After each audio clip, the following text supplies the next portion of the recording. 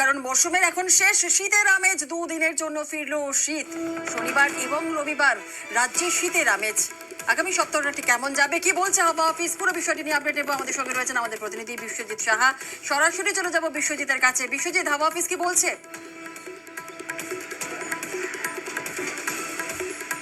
দেখো, কার্যত শীতের বিদায় বলা যায়, তবে শেষ যে দুদিন শীতের স্পেল থাকবে, অর্থাৎ আজ এবং আগামী কাল, এই দুদিন যে তাপমাত্রা কলকাতার ক্ষেত্রে 18 ডিগ্রি সেলসিয়াস এবং পশ্চিমের জেলার ক্ষেত্রে আরও একটু বেশি শীতের আমেজ থাকবে। তবে সোমবার থেকেই আবহাওয়ার পরিবর্তন হবে, কারণ বঙ্গোপসাগরে একটি বিপরীত ঘূর্ণাবর্ত তৈরি হবে, যার প্রভাবে জলীয় বাষ্প ঢুকে আগামী সপ্তাহের শুরুতে অর্থাৎ মঙ্গল বুধবার নাগাদ হালকা বৃষ্টির খুব সামান্য সম্ভাবনা। যদিও উপকূলের 3 জেলা অর্থাৎ পূর্ব মেদিনীপুর এবং দক্ষিণ 24 পরগনায় বেশি এবং কিছুটা উত্তর 24 পরগনাতে হালকা বৃষ্টির বজ্রবিদ্যুৎ সহ বৃষ্টির সম্ভাবনা রয়েছে। বাকি জেলাতে সেভাবে বৃষ্টির সম্ভাবনা না থাকলেও আগামী সপ্তাহে বৃষ্টির সম্ভাবনা থাকবে দার্জিলিং কালিম্পংয়ে, কারণ একটি পশ্চিমী ঝঞ্ঝা পাস করছে, আর এই পশ্চিমী ঝঞ্ঝা পাস করার কারণেই মঙ্গলবার থেকে বৃষ্টির পরিমাণ বাড়বে দার্জিলিং এবং কালিম্পংয়ের পার্বত্য এলাকায়।